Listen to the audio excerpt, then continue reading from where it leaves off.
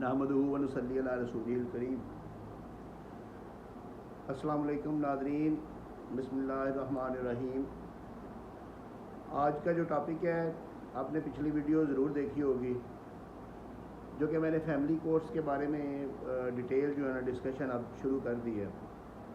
Civil course के बारे में जो अब क्वेश्चंस आ रहे हैं ना, वो बहुत छोटे छोटे क्वेश्चंस हैं, जिनको मैं कमेंट्स में ही उनका जवाब दे रहा हूँ दोस्तों को, भाइयों को। छोटे छोटे क्वेश्चंस हैं, मिसाल के तौर पे कि ये फाइलिंग सिस्टम क्या है, वो मैंने उनको बता दिया फाइलिंग सिस्टम क्या है, कोर्स में फ़ाइल करने का तरीका क्या है, डायरेक्शन लेने का तरीका क्या है, और इसके अलावा डेटें छोटी लेने का तरीका क्या है, कि उसको परसू करने का तरीका क्या है। वो सारे तरीके मैं जो जो दोस्त पूछ रहा है उसको मैं उसकी रिक्वायरमेंट के मुताबिक जो है ना वो छोटे छोटे जवाब मैं दे रहा हूँ, क्योंकि अब कोई लंबा टॉपिक उसमें है। अभी तो सीपीसी तो इतना वसी है कि जिसका कोई हिसाब नहीं, लेकिन वो आम पब्लिक के लिए कोई टॉपिक्स इतने ज़्यादा नहीं है।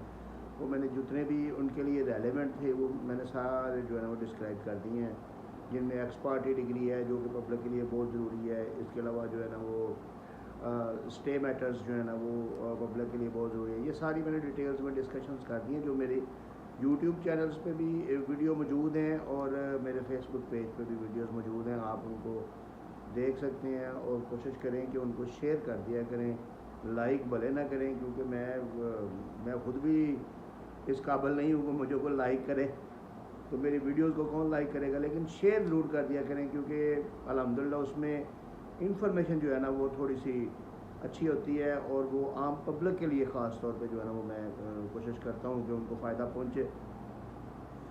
तो आज का जो टॉपिक मैंने चूज़ किया वो है खुला और तलाक़ के बारे में, कि उसका प्रोसीजर क्या है। हाँ, ये है कि तलाक़ की जो किस्में हैं ना वो मैं नहीं इसमें बयान करूँगा, क्योंकि वो इररेलेवेंट है आम पब्लिक के लिए ख़ास तौर पे, लेकिन उसका एक सेपरेट से जो है ना वो उसका अलहदा से एक वीडियो उसकी ज़रूर अपलोड की जाएगी कि तलाक़ की किस्में कितनी हैं।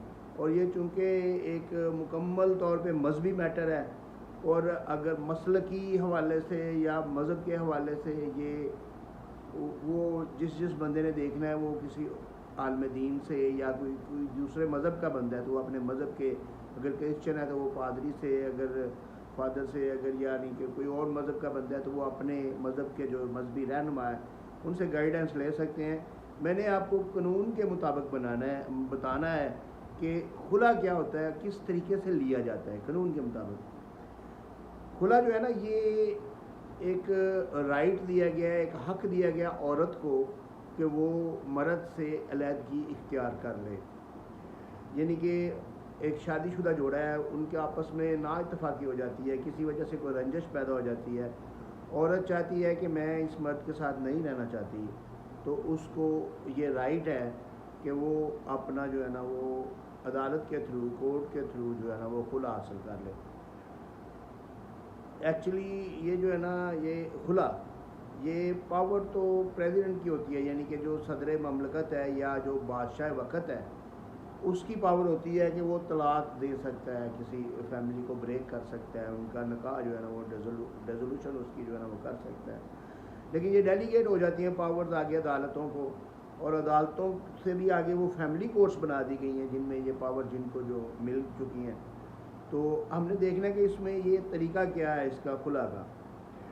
खुला जो जिस वक्त स्टार्ट में जब शुरू हुआ था इस्लामिक लॉ, मोहम्मदन लॉ के तहत ये सारी कार्रवाई होती है, जिस वक्त ये फैमिली लॉज वगैरह शुरू हुए स्टार्ट में, तो उस वक्त खुला जो है ना वो किसी वजूहात की बिना पे जो है ना वो दिया जाता था, कि कोई प्रूव करना पड़ता था औरत को कि मुझे ये प्रॉब्लम है और ये वजूहात हैं, इस वजह से मैं जो है ना ये इस बंदे के साथ नहीं रह सकती। अगर वो कहती थी कि ये तशद्दुद करता है तो वो प्रूव करना पड़ता था कि ये इसने तशद्दुद किया है, उसकी कोई FIR या कोई उसके ज़ख्मों के निशान या कोई ऐसी चोटें या कोई ऐसे गवाह, यानी कि उसको साबित करना पड़ता था कोर्ट में। लेकिन वो चीज़ें अब कंसिडर नहीं होती। अब ये अमेंडमेंट्स आके या केस लॉज बन के सुप्रीम कोर्ट के और हाई कोर्ट के केस लॉज, नए केस लॉज आके और अमेंडमेंट्स आके अब सिचुएशन ये हो गई है कि अब खुला बग़ैर किसी वजह के भी अदालतें जो है ना वो उसको डिग्री कर देती हैं। खुला के लिए आपने करना क्या है कि आपने एक सिंपल केस फाइल करना है, दावा तनसीख निकाह बर बनाए खुला, यानी कि खुला की बुनियाद पे आप उसको निकाह को जो है ना वो डिज़ोल्व करना चाहती हैं। तो खुला आप कोर्ट में अप्लाई कर देंगी, एक छोटा सा दावा करेंगी, उसमें आप सिंपल रीज़न लिखनी है कि मेरा इसके साथ गुजारा नहीं है, ना चाकी हो गई है, कोई लड़ाई झगड़ा हुआ है, तलख कलामी हुई है, मैं छोड़ के आ गई हूँ, अब मैं इसके साथ नहीं रहना चाहती। अल्ज़ाम तराशियाँ करना जो है ना वो अल्लाह ताला ने भी मना फरमाया है, तो आप ही ना किया करें, क्योंकि एक राइट आपको बग़ैर इल्ज़ाम तराशियों के मिल रहा है, तो आपको इल्ज़ाम तराशियाँ करने की ज़रूरत नहीं है कि इसने मुझे मारा, इसने मुझे पीटा, इसने मुझे घर से निकाल दिया, इसने ऐसे किया ऐसे किया।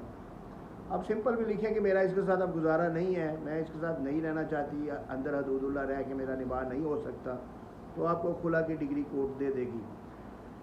जिस वक्त आपने खुला का केस अप्लाई करना है तो कोर्ट ने डिफेंडेंट को, जो आपका हस्बैंड है, उसको नोटिस फाइल करने हैं, नोटिस भेजने हैं। अगर वो आता है तो ठीक है, अगर वो नहीं आता तो आपको अखबार इश्तहार करवाना पड़ेगा, रजिस्ट्री लिफाफे करवाने पड़ेंगे। वो करवाने के बाद वो एक्स पार्टी हो जाएगा और आपका बयान कोर्ट रिकॉर्ड करेगी, जिसमें आपने सिंपल यही बयान देना है कि मैं इसके साथ नहीं रहना चाहती, तो कोर्ट आपके खुला का दावा को डिग्री कर देगी।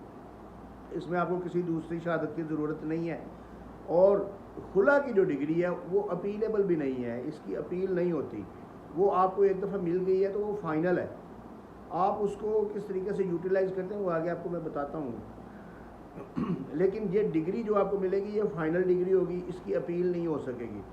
हाँ, आपकी खुला की डिग्री आपको नहीं कोर्ट देती, कोई ऐसा कोई एक्सेप्शनल केस आ जाता है कि कोर्ट आपका खुला रिफ्यूज़ कर देती है, तो फिर आप उसकी अपील में जा सकती हैं।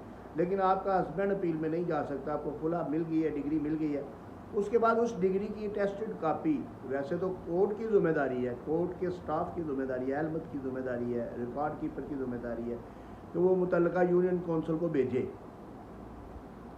लेकिन अगर वो नहीं भेजते तो आप उसकी टेस्टेड कापी लेके उस यूनियन कौंसिल को, जो आपकी मुतल्लिका यूनियन कौंसिल है, बेहतर तो ये है कि जिस जगह पे आपका निकाहनामा दर्ज है वहाँ पे आप उसको रजिस्टर्ड है, वहाँ पे आप उसको भेजें। अगर उधर नहीं भेजना तो जिस जगह से आप डिग्री हासिल कर रही हैं, उस जिस जगह पे आप रिज़ाइड कर रही हैं, रह रही हैं, उस यूनियन कौंसिल में भी आप उस डिग्री को भेज सकती हैं। उसको भेजें और फिर यूनियन कौंसिल अपनी कार्रवाई शुरू करेगी। यूनियन कौंसिल जो है ना वो डिफेंडेंट को, आपके हस्बैंड को नोटिस भेजेगी। उसके बाद आपकी भी वहाँ पे अटेंडेंस होगी। वहाँ पे अगर आपका हस्बैंड आ जाता है तो ठीक है, अगर नहीं आता तो फिर 3 महीने के अंदर अंदर या 90 दिन का टाइम है, जिसके बाद आपको तलाक मुअस्सरी सर्टिफिकेट जारी कर दिया जाएगा। अब खुला को एक तलाक गिना जाता है, खुला को जो खुला है इसको एक डिवोर्स गिना जाता है। उसके बाद अगर आपको मुअस्सरी सर्टिफिकेट जारी हो गया तो आपके पास राइट है कि आप दूसरी शादी कर सकती हैं, आपकी तलाक मुअस्सर हो चुकी है। लेकिन अगर आप उसी खावंद के साथ दोबारा गुजारा करना चाहती हैं तो उसकी स्टेजेस हैं। अगर तो खुला की डिग्री होने से पहले आपकी सुलह हो जाती है तो फिर तो कोई मसला ही नहीं है, फिर तो किसी किस्म की कोई मसला नहीं है। अगर खुला की डिग्री मिल जाती है और यूनियन कौंसिल में अभी नहीं जाते तो फिर भी आप उसके साथ सुलह कर सकती हैं। अगर यूनियन कौंसिल में चले जाते हैं, 90 दिन का टाइम है, 90 दिन के अंदर कोई यूनियन कौंसिल में मीटिंग होती है, उसमें आपकी सुलह हो जाती है तो आप उसके साथ आबाद हो सकती हैं। लेकिन अगर 90 दिन गुजर गए, मुअस्सरी सर्टिफिकेट मिल गया, उसके बाद आप उसके साथ निकाह जदीद करेंगी, यानी कि दोबारा आपको निकाह करना पड़ेगा और फिर आप उसके साथ जो है ना वो रह सकती हैं, उसके साथ आबाद हो सकती हैं। अब ये एक डिवोर्स आपकी लाइफ की एक डिवोर्स गिनी जाएगी। अगर दोबारा आप खुला अप्लाई करती हैं तो वो सेकंड डिवोर्स होगी, प्रोसीजर फिर भी यही होगा। उसके बाद भी आप अगर 90 दिन के बाद अगर आप दोबारा सुलह करना चाहती हैं तो आपको दोबारा निकाह करना पड़ेगा। लेकिन 90 दिन के अंदर अंदर अगर आप सुलह करती हैं तो आपको दोबारा निकाह नहीं करना पड़ेगा सेकंड डिवोर्स के बाद भी। लेकिन सेकंड डिवोर्स के बाद आपकी सुलह हो जाती है, फिर आप थर्ड टाइम जब खुला अप्लाई करेंगी तो खुला की डिग्री मिलेगी, तो फिर आपको मुअस्सरी सर्टिफिकेट मिल जाएगा, तो फिर आप निकाह नहीं कर सकती, फिर आप उसमें सुलह की गुंजाइश नहीं होती। तीसरी डिवोर्स के बाद खुला की गुंजाइश नहीं होती। इसलिए मैं ये चीज़ आप ज़हन में रखें कि ये जो खुला की डिग्री है, ये जो खुला है, ये एक डिवोर्स है, एक डिवोर्स गिनी जाती है। तो इस लिहाज से ये बहुत ज़रूरी है कि आप इस चीज़ को मद्देनज़र रखें। बाकी अपने मसलक के मुताबिक अगर किसी मसलक में खुला को 3 डिग्रियाँ गिनी जाती हैं, 3 तलाक़ें गिनी जाती हैं, या वो आप अपने आलिम दीन से पूछ सकती हैं। मैं अल्हम्दुलिल्लाह हर मसलक की इज़्ज़त करता हूँ, आलिम दीन की इज़्ज़त करता हूँ। मेरे लिए अहले तशरीह भाई भी काबिल इज़्ज़त हैं, अहले हदीस भी काबिल इज़्ज़त हैं, अहले सुन्नत, बरेलवी, देवबंदी और जितने भी मसलक हैं। इवन कि मेरे लिए जो क्रिश्चियन मिशनरीज़ हैं उनका अपना एक प्रोसीजर है डिवोर्स का, वो भी मैं एक इंशाल्लाह वीडियो अपलोड करूँगा, क्योंकि मेरे अल्हम्दुलिल्लाह क्लाइंट्स हैं जो क्रिश्चियन हैं और उनकी डिवोर्स का जो प्रोसीजर है वो एक बड़ा बहुत ही कॉम्प्लिकेटेड है, लेकिन होती हैं, तो उनके लिए अलहदा से जो है ना वो वीडियो अपलोड की जाएगी। लेकिन ये आप ध्यान में रखें कि ये खुला का प्रोसीजर है कि खुला जिस वक्त आपने लेनी है, आपने केस फाइल करना है, डिग्री लेनी है, उस डिग्री की अटेस्टेड कॉपी लेके आपने यूनियन कौंसिल जाना है, यूनियन कौंसिल से आपने 90 दिन के बाद मुअस्सरी सर्टिफिकेट लेना है, उसके बाद आप आज़ाद हैं। आप दोबारा उस बंदे के पास भी जा सकती हैं, उसके साथ निकाह जदीद कर सकती हैं, और या आप किसी और जगह पे निकाह कर सकती हैं, वो आप आज़ाद हैं। उसमें बंदा कुछ नहीं कर सकता, बंदा सिर्फ तरले बिनते कर सकता है। ये फैमिली कोर्स में बंदे, आपको बताऊं कि मर्द हज़रात में वो सिर्फ मिनते तरले कर सकते हैं और कुछ नहीं कर सकते। फैमिली कोर्स में बंदों के लिए कोई रिलीफ नहीं है किसी किस्म का। वो एक ही रिलीफ है कि उनका जो है ना वो दावा ज़नाशोई का जो है वो डिग्री हो जाए, लेकिन वो उसके बावजूद भी कोर्ट औरत को मजबूर नहीं कर सकती कि वो बंदे के साथ जाके आबाद हो। तो इसलिए ये फैमिली कोर्स सिर्फ औरतों की हैं। तो खुला का जो प्रोसीजर है वो ये है। अब आते हैं हम, अगर बंदे ने डिवोर्स देनी है कि उसका क्या प्रोसीजर है। बंदे को ये राइट जो है ना नेचुरली मिला हुआ है। एक तो इसके ऊपर कोई कदगन नहीं लगाई जा सकती। निकाह नामे के अंदर अगर लिखा भी हो कि ये बंदा तलाक देगा, तलाक देने की सूरत में 10 लाख जुर्माना होगा इसको, या 5 लाख जुर्माना होगा, तो वो नल एंड वाइड होती है। वो कदगन, वो शर्त जो है ना, वो ना तो इस्लामिक तरीके से सही है, बल्कि इस्लामिक तरीके से तो आप अपने उलमा दीन से पूछें, लेकिन कानूनी तरीके से सही नहीं है। इसकी बाबत सुप्रीम कोर्ट की एक क्लियर अथॉरिटी भी मौजूद है कि जो तलाक है, तलाक का राइट जो है बंदे को वो नेचुरली तौर पे मिला हुआ है, तो उसके ऊपर शर्त लगाना या उसको किसी चीज़ के साथ जो है ना वो कंडीशनल कर देना, मशरूत कर देना, वो किसी सूरत भी ठीक नहीं है। वो गैर कानूनी है, इलीगल है और उसकी कोई वैल्यू नहीं है। इसलिए जिस वक्त आप कोई मेरी बहन या कोई मेरी बेटी, कोई औरत, कोई खातून जो है ना वो अपने खामन से कोई स्टाम्प वगैरह करवाती है, या कोई ऐसा कोई उसके ऊपर मशरूत कर देती है उसको कि तुम तलाक दोगे तो ये जुर्माना होगा तुम्हें, या तुम्हें ये अदा करना पड़ेगा, तो वो गैर कानूनी है, उसका कोई बेनिफिट नहीं है। उससे बेहतर होगा कि मैं एक वीडियो अपलोड करूँगा हक महर की बाबत, कि आप कोई स्टाम्प करवाएं तो उसमें लिखें कि ये मैं इसको हक महर की सूरत में जो है ना, मैं इसकी हक महर में इतना इजाफा कर रहा हूँ जो कि गैर मुअज्जल है। जब ये डिमांड करेगी उस वक्त मैं देने का पाबंद होगा, वो उसके लिए बाइंडिंग है, वो देगा। लेकिन अगर आप उसकी तलाक के ऊपर कोई कंडीशन लगाएंगी कि अगर ये तलाक देगा तो इतने पैसे देगा, तो वो उसके ऊपर बाइंडिंग नहीं है, वो नहीं देगा।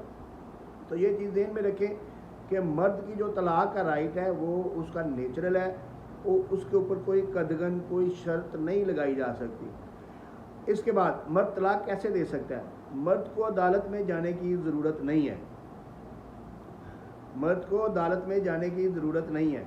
मर्द ने एक नोटिस सादा कागज़ के ऊपर लिख के उसके ऊपर 2 गवाहों के दस्तखत अंगूठे करवा के, अपना साइन अंगूठा करके, अपने आईडी कार्ड्स की कापियाँ लगा के, वो नोटिस वो अपनी बीवी के घर जिधर वो रह रही है उधर भेज देना है, TCS कर देना है या रजिस्टर्ड पोस्ट कर देना है। कोशिश करेंगे रजिस्टर्ड AD करेंगे, यानी कि अगर ना मिले तो वापस आ जाए आपको, तो रजिस्टर्ड करवा देना है। और उस नोटिस की एक कॉपी और साथ एक एप्लीकेशन यूनियन कौंसिल के नाम लिख के, उस नोटिस की एक कॉपी और एक एप्लीकेशन लिख के यूनियन कौंसिल को भिजवा देनी है, ताकि यूनियन कौंसिल अपनी कार्रवाई शुरू कर दे।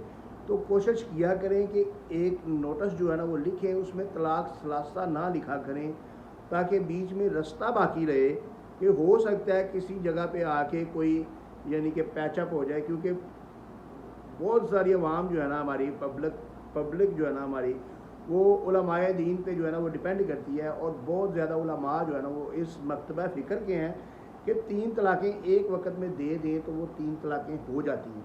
तो इसलिए कोशिश किया करें कि एक तलाक़ लिखा करें, नोटिस के ऊपर भी लिखा करें कि नोटिस तलाक़ अव्वल, और उसके बाद नीचे एंड पे लिखा करें कि ये पहली तलाक़ दे रहा हूँ और इसके बाद दूसरी तलाक़ मैं 1 महीने के बाद अरसाल करूँगा, और वो नोटिस यूनियन कौंसिल में भेज दें।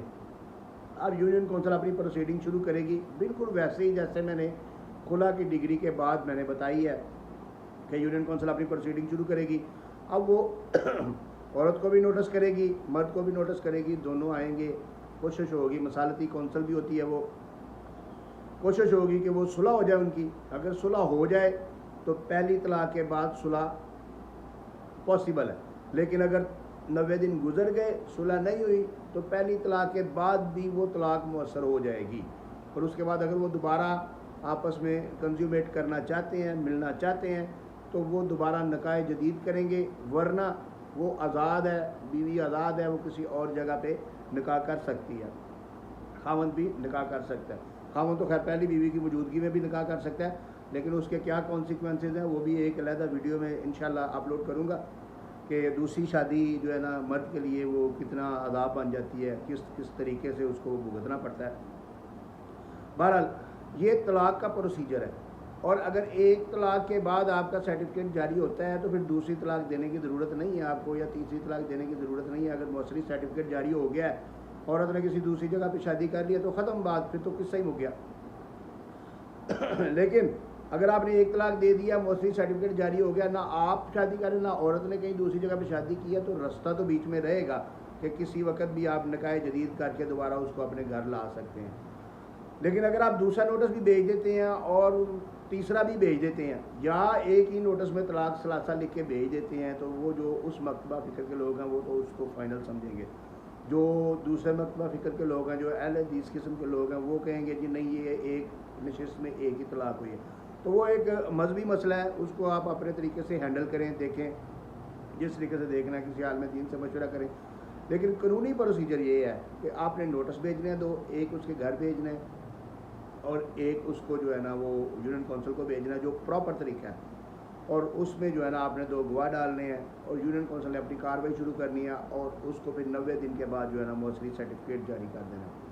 तो ये काफ़ी टाइम हो गया, आज मैंने आपका बहुत टाइम ज़ाया किया है, लेकिन मेरे ख्याल में इंफॉर्मेशन जो है ना वो कुछ थोड़ी सी अच्छी थी, इसलिए थोड़ा सा टाइम ज़्यादा लग गया। तो मेरी आप लोगों से रिक्वेस्ट है, एक तो मुझे मैसेज बहुत आते हैं कि आप वीडियो में अपना तारफ़ नहीं करवाते।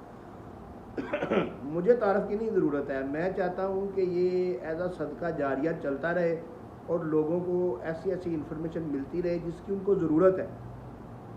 तो इसके लिए सिर्फ एक ही रिक्वेस्ट है मेरी आपसे कि आप इसको शेयर कर दिया करें, वीडियो को देखने के बाद अगर लाइक ना करें भले, लेकिन शेयर कर दिया करें, ताकि आपके अजीज़ों का, अब आपके दोस्तों, आपके जानने वालों को भी ये पहुँचे, मिले, और वो भी इसको समझ सकें। तो इसके साथ ही मुझे इजाज़त दीजिए।